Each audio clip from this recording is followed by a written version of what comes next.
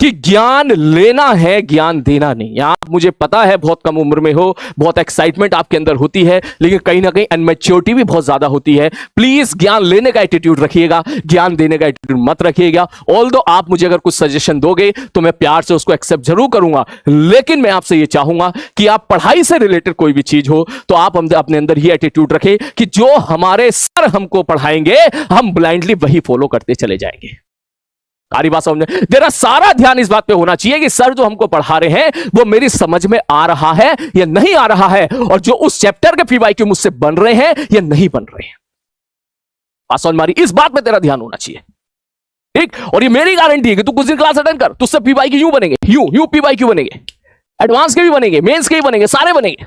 और जैसे तू पीवाईक्यू, या नॉट ओनली पीवाईक्यू, यार मार्केट की जितनी किताबें चल रही है, अगर तू किसी दिन लगाने जाएगा तुझे ये पता चल जाएगा, ठीक, कि हाँ वो सारे सवाल तू लगाएगा। लेकिन बाहर किसी की बात मत सुनना, ठीक है। अपने टीचर की बात सुनना, अपने पेरेंट्स की बात सुनना, बस खत्म कहानी।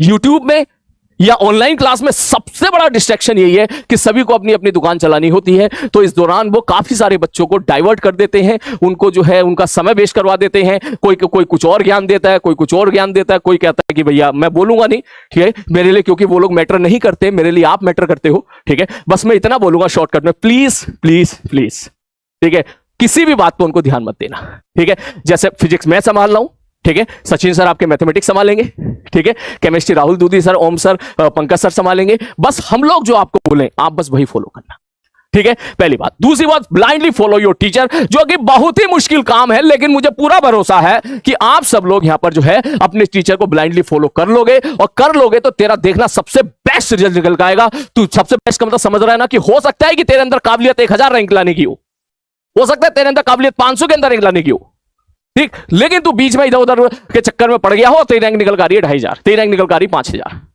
और ऐसा हर साल होता है, ऐसा हर साल होता है, और हमारी ऐसा हर साल होता है। काफी सारे बच्चे ऐसे होते हैं जो ना जाने बाहर के लोगों की बातों में आ जाते हैं और अपना ही नुकसान कर लेते हैं। और हमारी बात, मैं बस इतना बोलूंगा, आपको पता है आपके अलग सर कितना ज्यादा ख्याल रखते हैं आपका, तो वो ऐसी वैसी टीम तो तुझे नहीं देंगे। आरी बात समझ में, इस वक्त हिंदुस्तान में बहुत अच्छे अच्छे टीचर हैं, आप भी जानते हो, मैं भी जानता हूं, लेकिन हर टीचर इस कोशिश में रहता है कि हमको पीडब्ल्यू पढ़ाने के लिए मिल जाए। मैं अंदर की बात बोल रहा हूं, ठीक है। और उसमें जो सबसे अच्छे होते हैं अलग सर वही चुन चुन के आपको देते हैं, तो टीचर पे कभी डाउट नहीं करना है, बस जो टीचर आपके बोलते जाए ब्लाइंडली फॉलो करते चले जाए, ठीक। दूसरी बात, तीसरी बात भाई साहब, अटेंड योर क्लास डेली।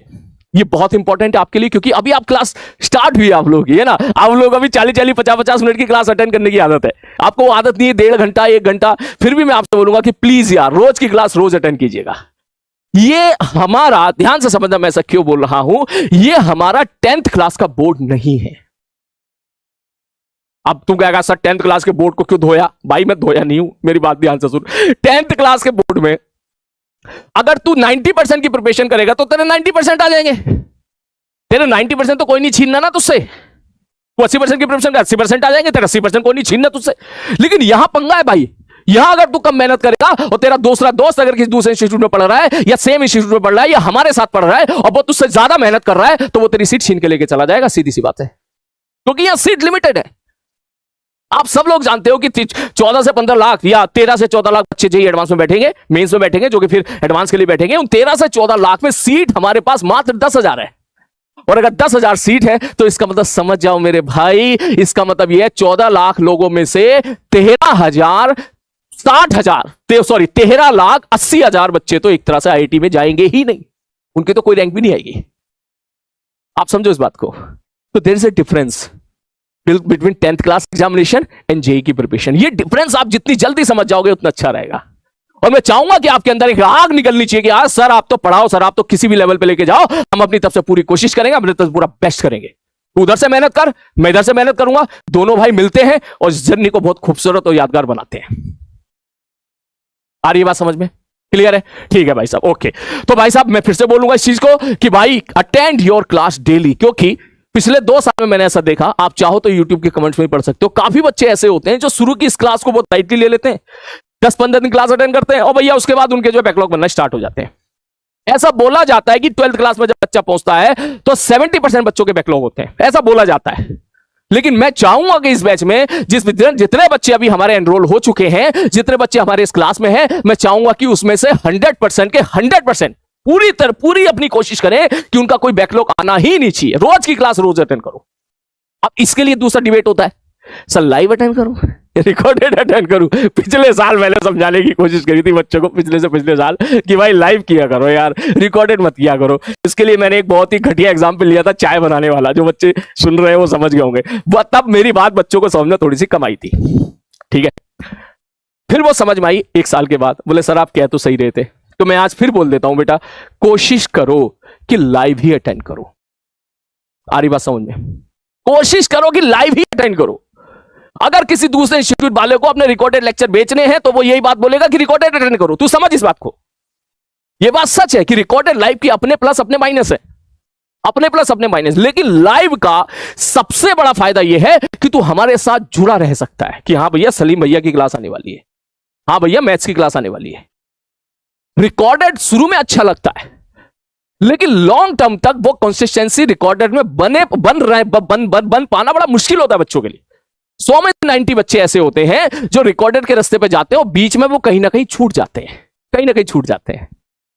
क्योंकि बहुत सारे रीजंस होते हैं यार। अगर तू घर पे है, ठीक है, तो तेरे दोस्त आगे चल घूमने चल रहे हैं सर, है ना, वहां पे बुआ जी की लड़के की शादी आ गई, ठीक है, या बुआ जी की शादी हो गई, ठीक है, या किसी की शादी हो गई, ठीक, या कोई फंक्शन हो गया, चले गए आपके भाई साहब, वहां पे क्या हुआ, रिकॉर्डेड इकट्ठे हो गए। फिर तू सोचेगा भाई साहब 3 दिन एक काम करता हूं, ये 3 दिन का रिकॉर्डेड एक साथ चौथे दिन देख लेता हूं। अक्सर ये करते हैं बच्चे, मैं ये नहीं कह रहा हूं कि सारे बच्चे करते हैं, अक्सर ये करते हैं बच्चे, ठीक है, कि भैया 3-4 दिन का जो रिकॉर्डेड होगा एक साथ देखेंगे। अब एक साथ देखेंगे तो भाई साहब जाहिर सी बात है खिचड़ी पक जाएगी ना यार दिमाग में यार। फिर कोई अर्थ करके आएगा, फिर सवाल निपटा के आएगा, फिर तू चीजों को गलत इंटरप्रेट करेगा, ठीक है। इसलिए हर एक चैप्टर में, हर एक लेक्चर में एक कंटेंट होता है कि भाई आज इतना ही जाना चाहिए, इससे ज्यादा जाएगा तो बाउंसर निकलेगा, ठीक। तो मैं आपसे ये सजेशन करूंगा, कोशिश कीजिए लाइव में आने की। अगर किसी कारण बस आपका जो है सपोज क्लास टूट जाती है, भले ही आप बीमार हो, कोई वैलिड रीजन है, तो इन दैट केस फिर आप मेरे भाई, फिर आप रिकॉर्डेड पे जा सकते हो। लेकिन कोशिश करो लाइव में, क्योंकि लाइव में सबसे बड़ा फायदा यह है कि आप लास्ट तक साथ टिके रह सकते हो। रिकॉर्डेड में आप अकेले दौड़ते हो, है ना, फिर वो थोड़ी देर के बाद फिर जो फील होता है यार मैं अकेला हूं यार, मेरे साथ तो कोई है भी नहीं यार, ठीक है। लाइव में एटलीस्ट मैं तेरे सामने हूं, यहां पर मैं तेरे सामने हूं, लाइव हूं, और ये सच है, ठीक है, ये सच है कि मैं इस वक्त तेरे सामने पढ़ा रहा हूं, तू स्क्रीन के उस पार, लैपटॉप के उस तरफ तू लिख रहा है, नोट्स लिख रहा है, सारी बातें लिख रहा है, और मैं इधर से समझा रहा हूं। ये बहुत बढ़िया कनेक्शन है तुझे लास्ट तक इस जर्नी में बनाए रखने के लिए। क्लियर है? नेक्स्ट, उसके बाद मेरे भाई अगला नोट्स के लिए मैं बात बोलूंगा कि नोट्स की टेंशन तुझे नहीं लेनी है, ये मेरी जिम्मेदारी है कि नोट्स कैसे बनवाने हैं।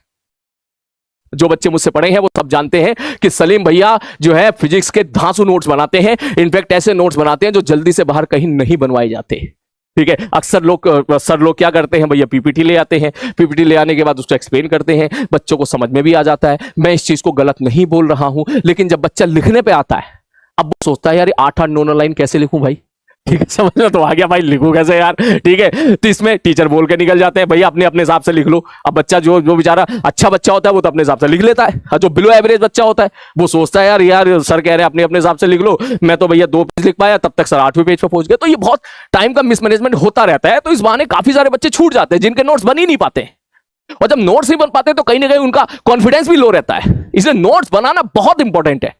मैं आपके बैच में बोल सकता हूं क्योंकि आपकी जर्नी बहुत लंबी चलेगी, आपकी जर्नी 2 साल तक चलेगी। अगर आपने किसी चैप्टर के नोट्स बना रखे हैं तो 1 साल के बाद अगर आपको उस चैप्टर का रिवीजन करना है तो आपको बस उनको नोट्स ही देखने और आपको सब समझ में आ जाएगा कि हाँ भाई साहब ये पढ़ा था, ये पढ़ा था, ये पढ़ा था, ये पढ़ा था, ठीक। तो नोट्स कैसे बनाने हैं ये मैं तुझे क्लास में बताऊंगा। इनफैक्ट मैं बिल्कुल ऑफलाइन की तरह से तेरे नोट्स लिखवाऊंगा। अरे बात समझे, क्योंकि मैं 10 साल से भैया ऑफलाइन का मास्टर था। ऑफलाइन क्लास में हम नोट लिखवाया करते थे, ठीक है, एकदम जमा के लिखवाया करते थे बढ़िया तरीके से। तो मैं जितनी काम की बातें हैं वो सारी तेरी काम की बातें मैं लिखवाऊंगा, बस तू मेरे साथ टिके रहना। क्लियर है? मतलब नोट्स की टेंशन दिमाग से निकाल देना। क्लियर है? ठीक है सर जी, ओके। उसके बाद मटेरियल। अब मटेरियल में काफी बच्चे टाइप कर रहे हैं, बोले सर बुक, ठीक है, बोले भैया सर ये बता दो कौन सी बुक ले, कौन सी क्या करें, एडवांस के लिए क्या जरूरी है। अब देख ध्यान से सुन,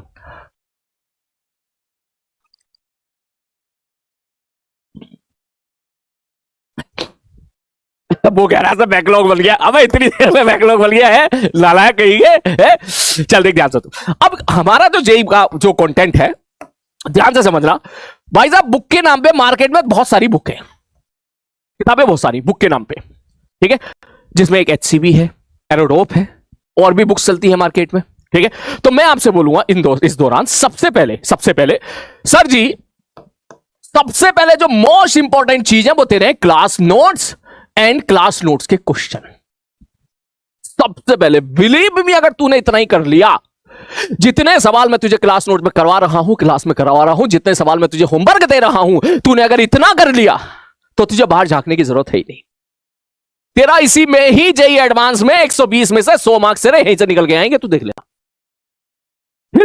फिर भी क्योंकि जाहिर सी बात है काफी बच्चों के पास समय होता है अच्छा खासा, फिर भी उसके बाद अगर किसी को चाहिए तो हमारे जो है पीडब्ल्यू मॉड्यूल आप ले सकते हो, ठीक है। पीडब्ल्यू मॉड्यूल में आपको बहुत सारा कंटेंट मिल जाएगा, क्वेश्चन सवाल जो है सॉल्व करने के लिए मिल जाएंगे। किसी के पास पुराना है तो आप पुराने से भी पढ़ सकते हो, कोई जरूरत नहीं नए खरीदने की। किसी के पास नहीं है तो वो चाहे तो खरीद सकता है। और एक चीज जो मैं बोलूंगा आप सबसे, प्लीज हो सके तो खरीद लीजिएगा, उसका नाम है एचसीबी। फिर भी मैं पूरी कोशिश करूंगा कि एचसीबी के क्वेश्चंस में आपको पीपीटी के फॉर्म में या किसी ना किसी फॉर्म में आपको प्रोवाइड करा सकूं। और एक हमारे लिए चलती है जिसका नाम है एरोडॉप। सारी बात समझ में? एरोडॉप के सारे क्वेश्चन क्लास में करने के नहीं होते हैं, सारे क्वेश्चन जेई एडवांस के रिलेवेंट नहीं होते हैं, लेकिन जितने जेई एडवांस के रिलेवेंट क्वेश्चंस हैं वो सारे मैं तुझे क्लास में कराऊंगा। सारी बात समझ में क्लियर है? वो सारे मैं तुझे क्लास में कराऊंगा या क्लास में तुझे होमवर्क दूंगा, बस टिके रहना है इसी से ही। वैसे इसमें सब कुछ तो यही कवर हो जाता है मेरे भाई, ये ही सब कुछ है, ये ही सब कुछ है। लेकिन फिर भी अगर किसी बच्चे के दिमाग में ये होगा कि सर एचसीबी लगानी है, हाँ भैया लगा, बिल्कुल लगा। सर एरोडॉप लगानी है क्या? बिल्कुल लगा। सर सारी लगानी है ना? वही लगानी जो मैं बताऊंगा, हमारी बात वही लगानी जो मैं बताऊं, जो रिलेवेंट क्वेश्चंस है वो मैं तुझे क्लास में बताऊंगा, और इनफैक्ट क्लास में कराऊंगा मैं। ये तो छोड़ यार, अगर तू मेरा साथ देगा ना, अगर तूने मेरा साथ दिया बढ़िया तरीके से, साथ देने का मतलब समझ रहा है ना, अगर तू मेरे साथ टिका रहा, बढ़िया तरीके से अपना प्यार बरसाता रहा, जो बातें मैं बोल रहा हूं वो बातें तू कैच करता रहा, तो मैं तुझसे क्लास में जो रिलेवेंट जेई एडवांस के लिए पाथफाइंडर के क्वेश्चन है मैं वो भी तुझसे करवा के ले जाऊंगा। देख लेना तू, ये बहुत बड़ी बात बोल रहा हूं मैं, एक मास बैच में, ठीक है, लेकिन मैं तुझसे करवा के ले जाऊंगा। तू देख लेना, तू आज की बात याद रखना, और जब मैं तुझे कराऊंगा, करा के निकलूंगा, तब तू याद करेगा हाँ सर आपने जो बात बोली थी बिल्कुल सही बोली थी। सारी बात समझ में? बाकी थ्योरी के लिए कोई किताब नहीं लेनी है, थ्योरी के लिए भाई है इधर, थ्योरी के लिए भाई है इधर, मैं हूं यहां पे थ्योरी समझाने के लिए। सारी बात समझ में? ये आपकी 10th क्लास वाली नहीं है, ये आपकी 10th क्लास की जर्नी नहीं है जिसमें आपने डेफिनेशन रख ली कि फोटोसिंथेसिस की डेफिनेशन ये होती है, इलेक्ट्रोलाइसिस की डेफिनेशन ये होती है, और डेफिनेशन रट के तू पहुंच गया वहां पर और तूने वहां पर मार्क्स लिख दिए, तुझे 2 नंबर मिल गए, 3 नंबर मिल गए, बहुत अच्छी बात है। लेकिन यहां रटा रटाया ज्ञान खत्म। यहां पर आपको मैं बोलूंगा फिजिक्स में जब तक मैं यहां खड़ा हूं तुझे कुछ भी रटने की जरूरत नहीं है। जो बच्चे मुझसे पढ़ते हैं वो जानते हैं सलीम सर कभी रटवाते नहीं है, ठीक है। अबे सलीम सर तो तब रटवाएंगे ना जब साला मुझे याद हो, ठीक है। मैं ही अक्सर बड़े बड़े फॉर्मूले भूल जाता हूं, ठीक है। क्लास में तो बच्चे याद दिलाते, सर देखो आप फिजिक्स के मास्टर होकर फॉर्मूला बुझा रहे हो, सर ये फॉर्मूला ये होगा, मैं कहूंगा अच्छा अच्छा ठीक है भाई ये होगा ये होगा, ठीक। तो इन शॉर्ट में ये कहना चाह रहा हूं कि फिजिक्स को जिस तरीके से मैं देखता हूं, ठीक, मैं चाहता हूं कि आप सारे लोग उसी तरीके देखना स्टार्ट कर दें जिस तरीके से फिजिक्स में दे। मुझे कभी बर्डन नहीं लगती फिजिक्स, कभी नहीं लगती है, कभी नहीं लगती। क्यों? क्योंकि मैंने कुछ रट नहीं रखा है। सारी बात समझ में? कुछ भी नहीं रट रखा है। बेसिक फंडामेंटल देख, जो फॉर्मूले होते हैं F = ma हो गया, ये सब बेसिक डेफिनेशन, ये तो खैर काम की बात है, तो एज ए टीचर याद रखनी पड़ती है, वो तो तुझे भी याद हो जाएगी कुछ टाइम के बाद। लेकिन उसके अलावा कुछ नहीं रटना है। ये नहीं इस केस के लिए ये फॉर्मूला, इस केस के लिए ये फॉर्मूला, इस केस के लिए बकवास बातें सारी की सारी, कोई फॉर्मूला नहीं। हम फिजिक्स का मजा लेंगे। क्लियर है? एक बच्चा कह रहा है सर जी 30 मिनट हो गए, 30 मिनट नहीं हुए, अभी 4:29 हुए, अभी 2 मिनट और 2 मिनट और तेरा दिमाग चाटूंगा मैं, ठीक है ना। कह रहा 30 मिनट हो गए, ठीक है। चल भाई साहब ठीक है 30 मिनट हो गए, चलो आगे बढ़ते हैं। उसके बाद नेक्स्ट अगला case, sir your 10th class marks. काफी बच्चे ऐसे होंगे आपकी क्लास में जिनके 100% होंगी 10th क्लास में, बहुत बढ़िया आएंगी, किसी की 90 आएगी, किसी की 95 आएगी। मैं आपको बोलूंगा कि हमारी जर्नी में ये 10th क्लास मार्क्स मैटर नहीं करते, इसलिए ज्यादा खुश मत होइएगा। किसी के अच्छे मार्क्स आ जाए बहुत अच्छी बात है, किसी के खराब मार्क्स आए बिल्कुल डिमोटिवेट होना मत होना। हमारे लिए 10th क्लास के मार्क्स बिल्कुल मैटर नहीं करते हैं। हमारे लिए मैटर करता है कि यहां से क्या तू तैयार है, इस जगह से क्या तू मेहनत करने के लिए तैयार है। अगर तू मेहनत करने के लिए तैयार है तो तेरे चाहे 70% हो, 80 हो, 90 हो, 100 हो, 95 हो, कुछ भी हो, आप सारे एक ही लाइन पर हो। जो ज्यादा मेहनत करेगा वो सबसे आगे निकलेगा। क्लियर है भाई साहब। उसके बाद बाकी जेई एडवांस मैं बोल चुका हूं आपको कि भाई साहब कम से कम 50% आपसे बनने चाहिए, लेकिन मैं तुझे 80 to 90% जेई एडवांस के पीवाईक्यू बनाने के लायक बना दूंगा। ये मैं पहले भी बोल चुका हूं, ये मैं अब भी बोल रहा हूं, चाहे तो इस बात को रिकॉर्ड कर लेना, ठीक है। और कभी तुझे ऐसा लगे कि हाँ सर इस चैप्टर में तो सर हमारे जो आपने बोला था ऐसा हुआ नहीं है, तो मुझसे बात करना, ऐसा होगा नहीं कभी।